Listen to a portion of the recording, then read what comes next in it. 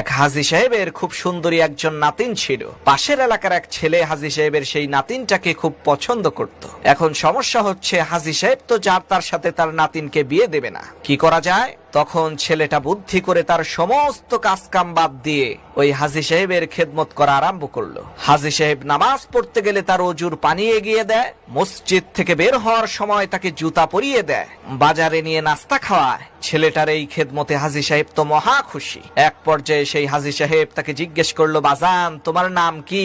তখন সেই ছেলেটা বলল, হাজী সাহেব আর বইলেন না, আমি খুব ছোট থাকতেই মা বাবা দুজনেই মারা গেছে।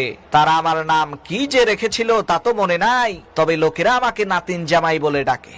এখন হাজী সাহেব তো সাদাসিধা মানুষ, সে ছেলেটার এই কথা শুনে তাকে নাতিন জামাই বলে ডাকা আরম্ভ করলো। কিছুদিন পর হাজী সাহেবের সাথে সাথে এলাকার সবাই তাকে নাতিন জামাই বলে ডাকতে শুরু করলো।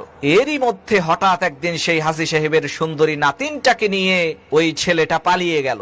এখন তো হাজী সাহেব পাগলের মতো ওই ছেলেটাকে খুঁজে বেড়ায় আর বলে, আমার নাতিন নিয়ে গেছে রে, নাতিন নিয়ে গেছে। লোকেরা জিজ্ঞেস করলো, এ তো খুব সাংঘাতিক ব্যাপার, তা নাতিন নিল কে?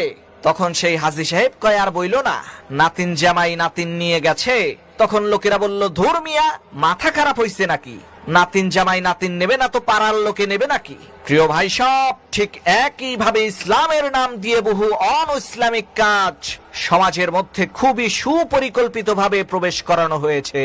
এখন কিছু কইতেও পারবেন না, সইতেও পারবেন না। এমন সুন্দর সব ভিডিও নিয়মিত দেখতে চাইলে আমাদের পেজটিতে লাইক ও ফলো করে সাথেই থাকুন। আপনারা এখন কোন জেলা থেকে আমাদের ভিডিওটি দেখছেন তা অবশ্যই কমেন্ট করে জানাবেন।